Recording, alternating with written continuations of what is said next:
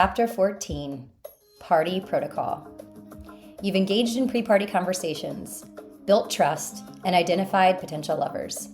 You may have even pre-negotiated a scene. Now that you're ready to play, you get to understand party protocol. Different types of parties will have very different vibes, and it's important to think about what types of parties you're interested in exploring. In this chapter, we explore two types of commonly found play parties. But these are only two of many variations and varieties that can be found. Make sure that you do your homework and due diligence in exploring the ethos, policies, and procedures of whatever play space you're entering into, making sure it's in alignment with the type of experience you're hoping to have. Here, we'll explore some essential aspects of party protocol and highlight potential fuck-up scenarios to avoid. Understanding the party type, swinger versus poly. The first thing you need to do is determine what kind of party you've been invited to, a swinger party or a poly party. The protocols for each can differ significantly, and while the below differentiations aren't hard and fast, they give us somewhat of an outline of what can typically be expected. Swinger parties often require paid tickets and are typically held at hotels or formal event spaces or clubs, sometimes featuring hotel takeovers. Frequently alcohol-heavy with large dance floors. Priority is placed on public spaces for interacting and moving sexual activity into private hotel rooms for designated play. More of a focus on casual play, often involving couples who direct the interaction. Common fuck-up, stealing the spouse. As a single person at a swinger party, Jacqueline found herself attracted to someone on the dance floor. She immediately caught their eye and danced her way over to begin to engage. Within minutes, she was making out on the dance floor, only to be approached by her new lover's spouse, who was visibly upset by the makeout session. To avoid Jacqueline's fate, be sure to check in prior to engaging. Are you here with a partner? Do you two have any agreements around engagement that I should be aware of? Ignoring this can lead to uncomfortable situations or even conflict. Poly parties.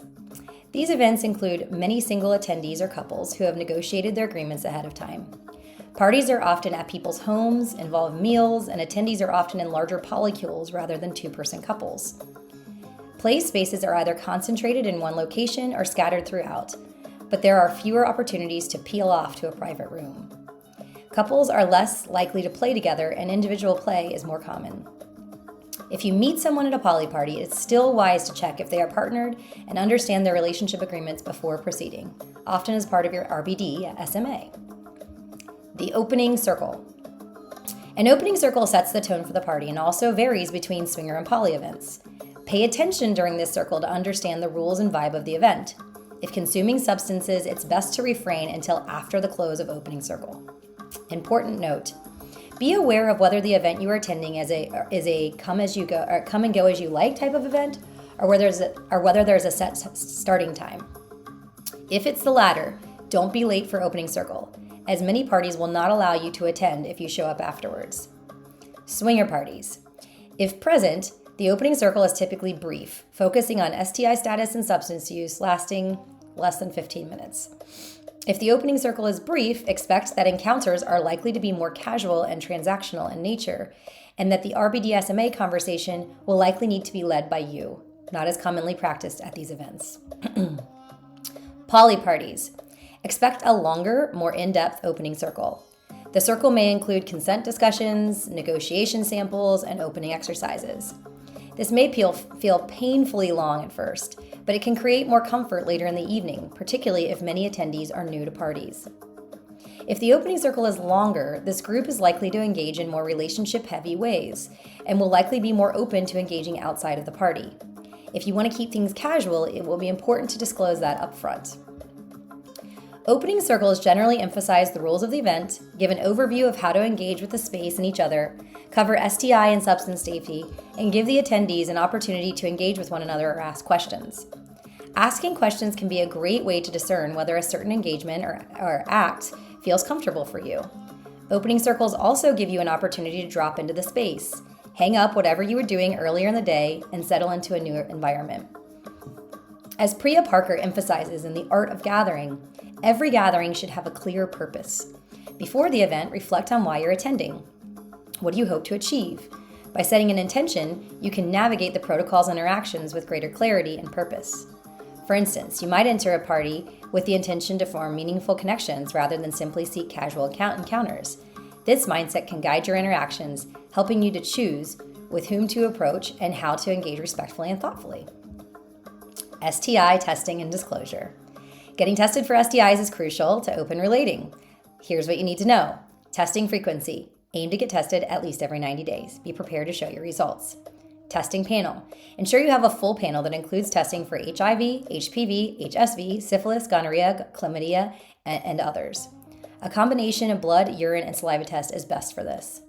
Be prepared to share your results often throughout the party, and for extra credit, keep a copy of your results with you to share visibly with potential lovers. Exercise, disclosure formula. If you have never disclosed STI results before and are nervous about doing so, feel free to follow this formula. I was last tested on date. I underwent a full panel inclusive of blood, urine, saliva. I was tested for HIV, chlamydia, gonorrhea, syphilis, HSV, HPV, etc. My results were non-reactive for X and reactive for Y. Because I am reactive for Y, I prophylactically take Valtrex before events like this and have not had any symptoms for X months leading up to this party. If any of this causes you pause, please stop and talk about it until you either feel comfortable or we decide not to engage. Normalizing this conversation may be difficult, but is one of the most important things that we can do to protect health and safety in the E&M community. Communication with your partner. If attending with a partner, clear communication throughout the event will serve you well. Exercise. Set your stage. Talk briefly with your partner through the following. Pre-party agreements. Will you have a way of communicating if one of you wants to leave? Do you have an expectation of leaving together? Check-in protocol. Before the party, negotiate how you'll check in with each other. Is it every hour? Before playing with new people? Be sure to adhere to these agreements, even if it feels hard while in the act. If one partner breaks an event-specific agreement during the party, it's nearly guaranteed to create tension and harm the relationship. However, every time you set agreements and adhere to them, trust and secure attachment is built. Scene etiquette. When walking the space, once activities have begun, it can be exhilarating to witness others in the act. Watching or witnessing is often welcome, but not always. There are a few ways to determine what is acceptable around watching and entering scenes.